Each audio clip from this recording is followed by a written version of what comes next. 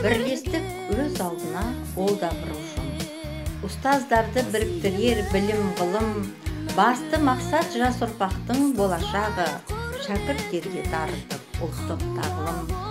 Ана тілін ардақтап бірлесеміз, дүниесігін ашқандай-ақ тілдесеміз, қазақтың қымызындай қасиетті, жаныңызға ем болсын жыр кесеміз.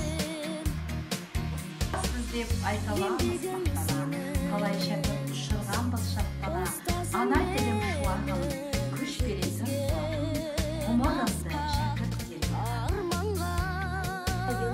қазағымдай қалыптап, бойларынан жыр күйерімді дана мұқтар, қазағым дара тұлға абайды, шіркін қалай бар әлемге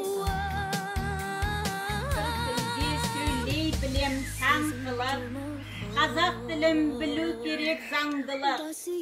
Ұландарын тірегім, тілім менің жүрегім, қазақ тілі жасау керек мәңгілік. Шәкіртіңнің